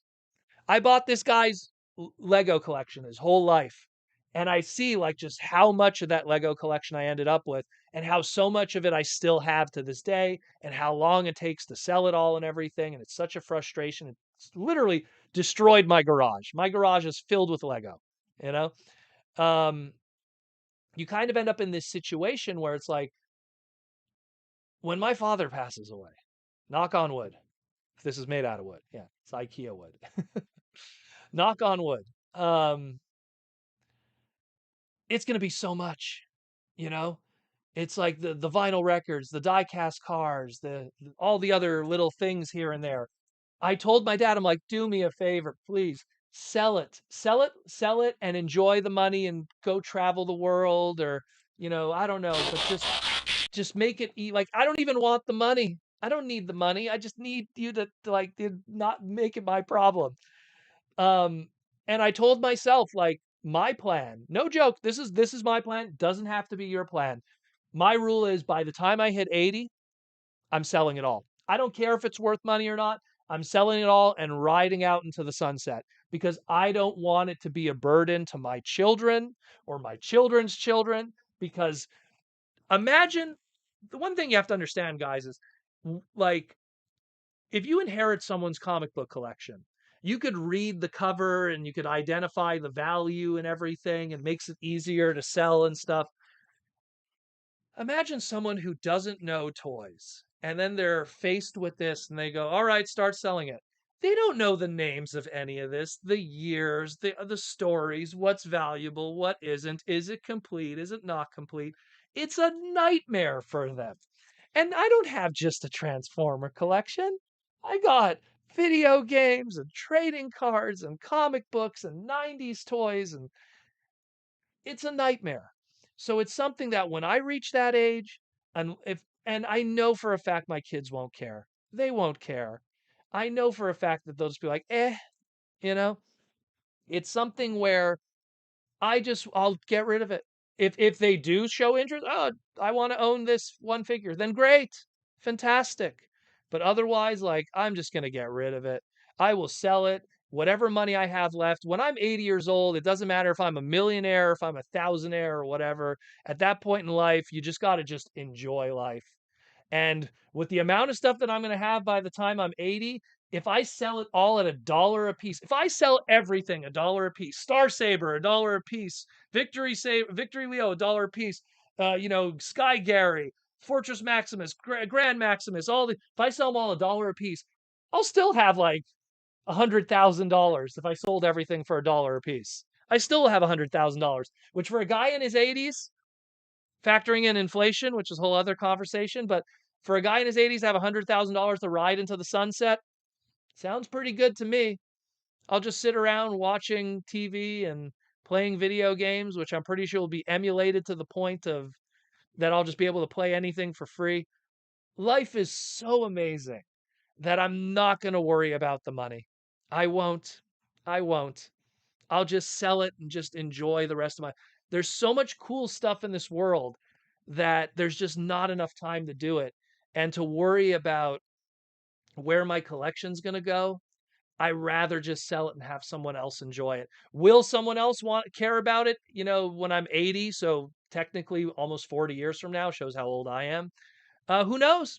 Who knows? Look, Transformers is almost a 40-year-old brand, and people still like Transformers 40 years later. Let's just hope 40 years after that it'll be the case. People still like Spider-Man. Spider-Man was from the 60s. He's not 80 years old yet, but he's almost there. You know, it's getting there. So we'll see. We will see. Good question though. My father used to always say it the best. You can't take it with you. You can't take it with you. So the last thing is like, I'm going to be buried with my collection. Yeah, good luck with that. I'm not a pharaoh. I don't need a pyramid. Cremate me and throw me in the wind. That's what I always say. Joseph Ritter with the $5 super chat. How you doing, Joseph? Bang bang. Um, I know you've said this before, but I love the hoodie. Thank you. It's actually a hoodie too. I'm not a big hoodie person, but because I don't want to look like I'm ready to rob somebody. But I love this. This is so cool. Someday, Canadian accent. Someday, I don't really have a Canadian accent. I have a more French Canadian accent. What a boot! What about? What about the Haslab flops versus successful ones? How to predict? Actually, they're not very easy to predict. In all honesty, I would have thought that the hardcore Star Wars Black Series fans would have really gotten all over that Rancor. When I found out that that didn't sell, I was like, really? It's funny. Like you look at okay, Sentinel did well, big item. The sail barge did well, big item. But the Rancor didn't. The Razor Crest, that did well, but the Rancor didn't, you know? So I was surprised that that one didn't do well. The lightsaber one, I don't know enough about the new show to understand why that didn't do well. I know it was based off of it's based off of a character that's outside of my knowledge of Star Wars, which is that more newer stuff. So that not doing well, was that character good or bad? I'm not going to speak for it. So if she was a crappy character, if she was a great character, it was a she, right? It was a she, if I remember correctly. Correct me if I'm wrong. If she was a cool character or not, I don't know. So that one didn't do well, so I can't speak for that one. The Cookie Monster was just tone deaf. I mean, look, everyone grew up on Sesame Street. Everyone loves Sesame Street. But how many hardcore, high end, Hot Toys level collectors want Sesame Street Cookie Monster? That's a different story. That is a completely different story. It's hard to predict. So far, Transformers is 2 for 2. G.I. Joe is 2 for 2. Star Wars is 2 for 1. Star Wars right now has the bad win-loss record. What's another one? Marvel is doing great too. I think, and I won't be surprised. I'm pretty sure the Ghost Rider will do well too. unless I'm missing something. Again, it's outside of my knowledge of that version of Ghost Rider, but I won't pretend to know something I don't know. I know a lot about Marvel, a lot. I'm a huge reader of Marvel comics, but I don't know that. That is outside of my knowledge. JR Mina, what's for dinner, Proto Man? I rushed home today. I picked up pizza because I knew I was going to be running late with you guys. That's why I've been so like burpy and gazzy and everything. So I apologize. Um, it's the garlic and everything. I had some really yummy pepperoni pizza. So I had pepperoni pizza tonight. Tomorrow I'm gonna have Korean barbecue. So that's gonna be the stuff. Tomorrow's Korean barbecue, baby. So that's gonna be. But tonight is just pizza. I got 2 pies on the way home. Easy, quick, easy. Just so I could get some carbs in me, some energy, and then do the stream with you guys. Because I came home at 5. By the time I unloaded the car, it was 5:30. Then I had to take a shower. Then I had to relax a bit, eat something, and before you know it, 6 o'clock. Oh man, I only have so much time to do the slides. So pizza it is, and I love pizza. You can't go wrong with pizza. What was the line from? There was a line from the Wedding Crashers. Owen Wilson's character. He said something like. It's like pizza, even when it's bad, it's good. Like even bad pizza is good. Pizza is the best. Love pizza. It's unhealthy, but it's great. Cowabunga, pizza time. Giants bleed. Hasbro didn't even give great stretch goals for the Rancor. Oh, was that the reason? Okay. I don't know. It's just I really think the stretch goals thing, they really need to stop with that. They just need to give you a good product. The stretch goals thing shouldn't be part of why you want to get it. You know what I mean? If you're getting something because of the stretch goals, then you shouldn't be getting it. The core product itself should be amazing. And then if they get more, hey, all the better. Oh, that's awesome. We get this, we get that. But like, that's why like with the Star Saber, it's like, oh, this is the shield's gonna be a stretch goal. It's like, no, that should have came with it. Like that should be core product. Like, don't let that be a reason for people to buy more of them. Like it's kind of predatory in my opinion. So stretch goals shouldn't factor in. It should be the item is awesome, regardless of the fact. If it gets more, hey, all the better. Otherwise, whatever. The core item was amazing. That's why I backed it. Not because I backed it, because I backed it, not because I was hoping 10,000 other people were also going to back it so it can make my item better for myself. It's predatory. David Cabal with the super chat. How you doing, David? One of my longest supporters. David Cabal. Random Q Protoman, do you prefer the DBZ Ocean dub or the Funimation dub? Sorry for the random question. Going through a Dragon Ball Z phase. I love Dragon Ball. Well, actually, I have some Dragon Ball figures right here, actually, because I got some stuff from Korea recently. My little Dragon Ball PVCs. We got here. What is it? We got mom and daughter. We got Videl and Pan.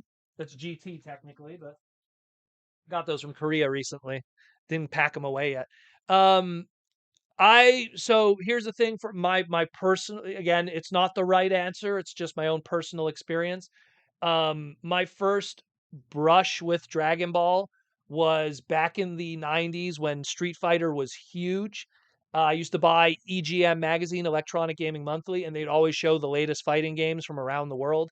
And I first learned about Dragon Ball through those magazines because they were showing the Dragon Ball Super Batuden fighting game for Super Nintendo. And I was like, look at those Hadoukens. Look how long they are, which was the Kamehameha.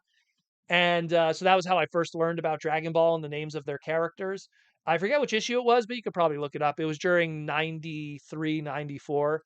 And then the Dragon Ball mangas came out in Quebec, in Montreal, Canada, Quebec, in French. I read them. I loved them. Then the Dragon Ball cartoon, the Ocean dub, came out on Fox. Watched it, loved it. I was like, oh, now it's all making sense. Then Chinatown had Japanese episodes with subtitles. If I had to pick my favorite, Japanese subtitle original because it's amazing. Then Ocean dub. I love the Ocean dub over Funimation. Scott McNeil will always be my Piccolo. I love Ian Corlett, Goku. I love the Vegeta from that one. I love Ocean dub. Ocean dub will always be my favorite one, but original Japanese dub will always be superior. just does it the best. Ocean Dub had great music. Yeah, it was censored like crazy. There's a lot of silly things. Oh, I'm going to send you to another dimension, and it's over 9,000 and Home for Infinite Losers and all that silly stuff that they did with Ocean Dub. But still like it. Again, I don't. How could I speak ill of Ian Corlett, Scott McNeil, Gary Chalk? Who am I forgetting? David Kay. Venus. Like the Ocean Dub crew, which would go on to do Beast Wars and everything, are the most talented voice actors in the world outside of like Frank Welker. Obviously, you got to throw in Peter in there, but Frank is always top tier. Frank Welker and I don't know who am I forgetting. That's also like absolutely amazing. And then Mark Hamill, amazing voice actor, also actor. But Michael Koo with the super chat. Thank you for the question, though, David. Awesome stuff. Uh, I like that. Well, hold on. Wizard Sphere X. AF greater than Super greater than GT. The fan made Dragon Ball series, Dragon Ball AF with Super Saiyan God Mode 7. I remember seeing that in grade school in the 90s. Michael Koo with the $5 super chat. The 2023 Haslab has lights. What Transformers would be cool to have lights? Any of the car ones. Anything that could have lights in the eyes. I mean, I love it's the simple things in life. Masterpiece Optimus Primal. You push down on his head, he has 2 pill batteries in his back, his eyes light up. You want to add those little extra juicy things that make it like the show, because Optimus Primal had these red eyes that lit up, that moved around with pupils. Masterpiece Optimus Primal, Beast Wars Optimus Primal with those glowing red eyes because of the lights. Amazing. One of the best masterpiece toys. Love it. It light up eyes always are amazing. Um, it doesn't have to just be car headlights. It could be light up eyes. In terms of other light up stuff, Shockwave with his and same thing with Galvatron. You have the light up chest stuff with Optimal Optimus. Cool stuff like that. Oscar says OG Japanese dub for me. Way to go, Oscar. You know your stuff. Again, that's just my take. Obviously, people they might like dub versus sub. I like the Japanese version originally. That Goku, I just what's her name? Matsuko, his original Japanese voice actor. That beautiful young and/or old lady. She's an old lady now, but I don't want to call her an old lady. Super talented, super cool. I've always felt Dragon Ball can never be done live action properly just because of how great her depiction of Goku is, and no one, in my opinion, could ever replicate that. No one. No one. You need an old little Japanese lady to make the best Goku in the world, and you can't bring that to live action. David Cabal, it's just amazing to hear Proto Man wax eloquently on anything. Thanks, brother. Thank you, David Cabal, for the love and support and the positive vibes, my friend. Positive vibes are what make this world go round. Too much negativity in this world, let me tell you. I'm someone who goes out and talks with people, have fun. When you leave your front door, you realize how amazing the world is once you walk away from Twitter. There is a reason why Proto Man. Oh, I got something on my. Hold on, I'll answer that later. Guys, does not have Twitter on his phone. I don't put Twitter. I have a huge following on Twitter. I don't put Twitter on my phone. I don't put social media on my phone. There's Instagram. That's it, because you have to use Instagram. You can't do desktop editing properly because Instagram is weird like that. You don't need social media on your phone. It's poison. It's poison. And especially for me, who has to use it as a tool for business, it's poison, that stuff. Walk out the front door, talk to people, have a great time. The world is not as crazy as you think it is. They just want to make you think it's crazy because it makes them money. The old saying goes, if you keep them fed and you keep them distracted, you could control them. I don't want to say who said that because it might get me flagged, but it is true. Proto Mang, this is Media Max here. Proto Mang, is Hasbro not doing a good job at future-proofing the TF brand? Was canceling the Pokemon Go style game a mistake? That probably wasn't their call. That was Niantic not as someone who was part of the beta for that game. I'll get into that in a moment. When will the brand become irrelevant? I don't think it'll become irrelevant. It's Hasbro's right now number 2 most important brand that they own. They will make sure it's relevant forever, even if it has to evolve. Just to go back to the Pokemon Go thing you're talking about, Transformers Heavy Metal, the Niantic Pokemon game, that got canceled because it was absolutely a disaster in programming. They programmed the game and then they realized through beta testing it was a mess. Um, it was crashing brand new iPhones. Brand new iPhones, not my crappy old iPhone. Brand new iPhones were walking around with their mini cons behind them, slowing them down, and then 3 Decepticons would spawn on the screen, the iPhone would crash. And then they couldn't figure it out. And they were like, "Oh my god, we're going to release a game that doesn't even work on the latest iPhone 13." At the time when it was being designed, obviously iPhone 14 is on its way and everything, but so they were like, it was a disaster. It was just bad. It was a prime example why people beta test before they release something because it could be a mess. Will it become irrelevant, the brand? No, it won't, because if people aren't buying toys anymore, they'll make the Transformer brand a video game. They'll make the Transformer brand a adult cartoon. They'll make the Transformer brand only a movie series. They'll make the Transformer brand only a tabletop game or a TCG. It's a brand. It started with toys. It then became comic books and cartoons. It found its way into other media revenues.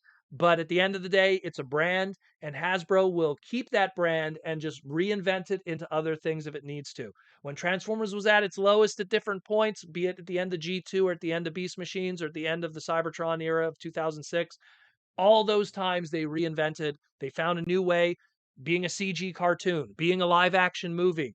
There's always a way to kind of grab the next thing that's popular, attach your brand to it, and move forward. I've said it before and I've said it again. Transformers, no pun intended, always transforms itself to match what is going on with the world. Armada with Pokemon, Micromasters with Micro Machines, Ninja Turtles with the Pretender shells, Bakugan with the bot shots, Creo with Lego. I could go on and on. But it's like they always are, oh, what's hot right now? What could we do? Something's going to be hot that isn't Transformers, and Hasbro's going to go, we're going to make that Transformers. That's it. That's it. It'll be good. Princeton Phalanx 59 with the super chat for $5. How you doing, Princeton? Princeton, you were going to be second place. I mean it. You were the other name that was pulled. Maybe next week. Um, do you think Hasbro is getting to the point of pricing people out of collecting? Yes and no. I think that the collector-oriented items are getting more expensive, and it's going to slowly start to scare away aging collectors that might not have the money in the future. Aging collectors who are 25 and then they have a family and then they can't afford to be buying every deluxe figure at 24, 27.99, 29.99, 31.99 as it keeps rising. But at the same time, I see this all the time. Hasbro is also fostering a lower price demographic audience that they keep alive. Go into Dollar Tree, look at the Avengers figures that are being sold there under the Hasbro banner. It's an Avengers figure, trying to find an example. Wolverine's gonna be a bad example, but it's a Wolverine figure. It's not Avengers Wolverine, but it's a Avengers figure, and it's all painted on one side, and the back is completely unpainted with 3 screws that are holding the figure to get together, 5 points of articulation, neck, shoulders, and legs, and no accessory.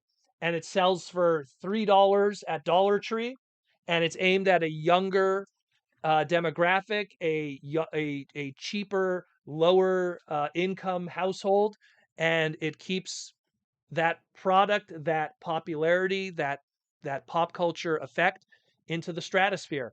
And if Transformers is going to have to go in that direction to survive, it'll suck for us. I personally feel we've kind of almost halfway have already gotten there, because when I'm seeing people going, "Hey man, how come my Tigatron is yellowing?" It's because they had to cut corners to make the product cheaper because there's less people buying, you know? It's something where I think we're going to see it in some shape or form, if not already. But is it going to price people out? It already is. But that's where you also got to foster new people to come in, which I see happening all the time too. Um, we got Sarah is back. Sarah is back. I'm back.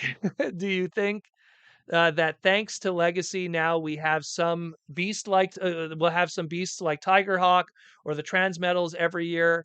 I've always wanted a Dragon Ball Master Roshi shell former. Uh, it's funny, Master Roshi, his like his Nimbus that he flies on is actually it's a Gamera turtle that spins. So I could see like they could take like Mr. Tortoise or his Gamera turtle and make that transformable, or have a. You know, it's funny. I don't think there's ever been bootleg Dragon Ball Transformers. I've seen bootlegs of like so many other franchises into Transformers, but never Dragon Ball. You know, and you would think with like with the Capsule Corp and all the stuff Bulma has, you'd think there'd be something like that, or even just a transforming Dragon Ball or a transforming Shenron. I don't know. I don't know. It's something that pops in my head.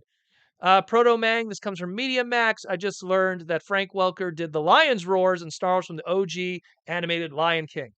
Frank Welker did every animal in Renaissance Disney. You know who was Raja in Aladdin? You know, Jasmine's tiger? Frank Welker. You know who was what is it? Miko, the raccoon from Pocahontas? Frank Welker.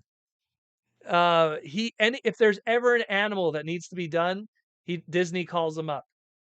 That's why Frank didn't need Transformers. He was already rolling in the dough, just making animal sounds for 20 years. So he's just fine.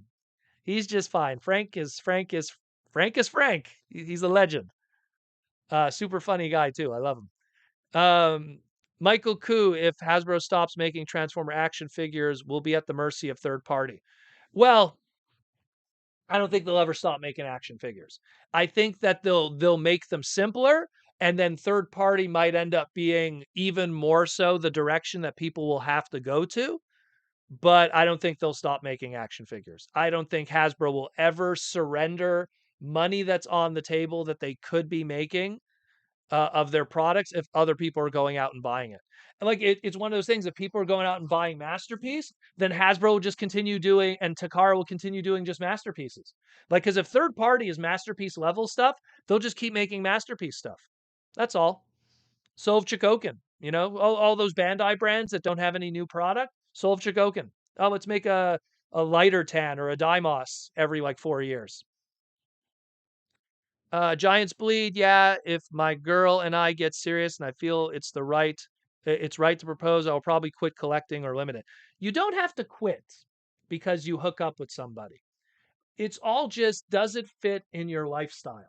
Don't be the guy that's like, well, now I have a girl in my life. I don't need to be toy collecting anymore. If you love it and it's a part of who you are and it brings you joy, there's no reason to remove it from my life. I will never forget my buddy, I don't want to say his name. Some people in the Montreal chat that are from Montreal in the chat here today know exactly who I'm talking about. Um, he got a girlfriend, it got serious, he quit the hobby, he sold so much of his collection. Then they broke up, and he had to now go and buy it all back. And it was just like, why did you do that? You know, why did you do that? Do what you love. And if the person loves you, they love you for what you love. End of story. That's all I'm going to say with that. It's so silly to sell your collection because you're in a relationship. But if you didn't like it, then sure, enjoy the money. Buy a ring, put a ring on it. Michael Koo in animation, at least for me, no one can beat Ted Knight's narration. I must have missed something. There must be a conversation somewhere. Um, Media Max Protomang, is Beast Wars streaming anywhere? Tubi. Tubi is a free streaming app and it has Beast Wars. Do you think that handicaps the series if it isn't? No, it isn't, because Tubi is free. If you have a smart TV, I heavily suggest you get Tubi. Tubi has practically almost everything Transformers. Practically almost everything. It has all the Godzilla movies. It has all the doesn't have it has some of the Thomas the Tank Engine stuff for kids. It has there's so much on and it's free. You don't even have to have like a subscription. And then you get also a YouTube app because I'm pretty sure most of the Beast Wars episodes sneak their way onto YouTube also. Kids today, trust me, if they want to find something, they find it easily. They don't need a streaming service to do it. It's more just the casuals who only know like how to turn on their TV and find stuff on Netflix. They're the ones that it might hurt it. But Tubi is a streaming service. Get Tubi, Tubi, smart TV, or an app on your phone or on your tablet. Mikey says, where in the world is my new Beast Wars Silverbolt? I think they're not gonna do Fusors and Transmetals just yet. That's all I'm gonna say with that. And I think if we get another Silverbolt, I hate to say it, Mikey, it's probably gonna be Superion related. Tom Laney, as always, thanks again, Proto, for great as always. Stay safe and later all. Oh, well, we're almost done. I always love it when people start like saying, hey, thank you, Proto, for everything. I then have to look at the time. Yeah, we're almost done. Okay, so I'm going to take just the last couple of questions and then we're done, people. Sarah says, my Tigatron is yellowish from the thighs, and kept him in the dark, so I don't know if it's natural pissing tiger color or ex-wife a coworker sold pizza car collection. Oh, geez, I'm reading too much here. Or I don't know if it's his natural pissing tiger color and the ex-wife of a coworker sold his Pixar car collection in a divorce. Oh my God. That would be a nightmare. You know what, guys? Look, mine isn't yellowing.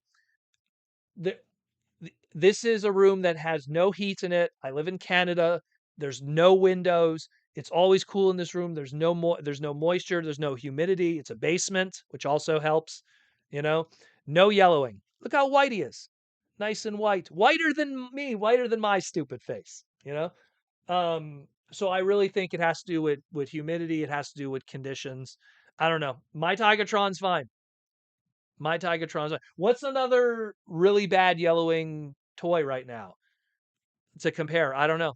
RC is another one. The RC from Cyberverse. Mine's fine. I love that figure. The last super chat of the day, and then we're calling it, comes from Michael Koo. And Michael Koo says, can the video quality of Beast Wars improve with a Blu-ray release? That's up to Mainframe Entertainment, known as Rainmaker Entertainment today, which went back to Mainframe Entertainment a couple years ago, providing the original source footage. And then they could make a really good Blu-ray. And I'd be all over that. I'll buy Beast Wars again. I own the original Rhino releases. I didn't buy the Shout Factory ones because there was no extras and it was the same video quality.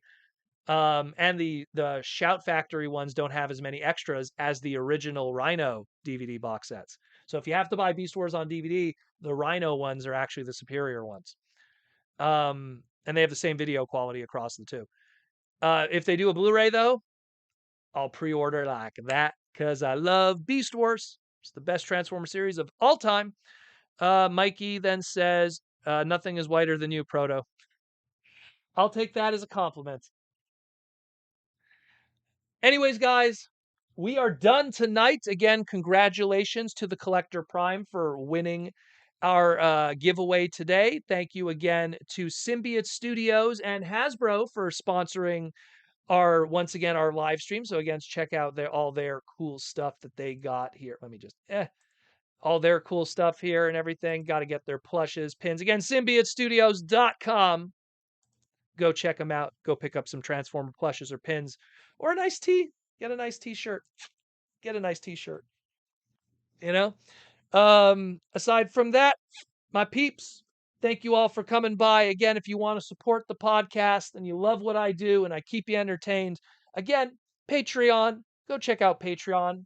Patreon.com/Protoman. Or if you're not into the Patreon thing, there's YouTube membership. You can hit that join button down there. There's always some way to support the podcast. But again, thank you for all the love and support. Thank you for everyone who came today. We topped out at about 150 people today. Awesome stuff. Thank you for the Hasbro people that came in, the YouTube members that came in, the Patreon members that came in, the awesome Montreal people. Thank you, everyone. Take care of yourselves. It's not a crazy world out there. Enjoy yourselves. go kiss your friends and family. They're awesome people too. I'm out of here. I'm going to go play with some toys and watch some movies. Take care.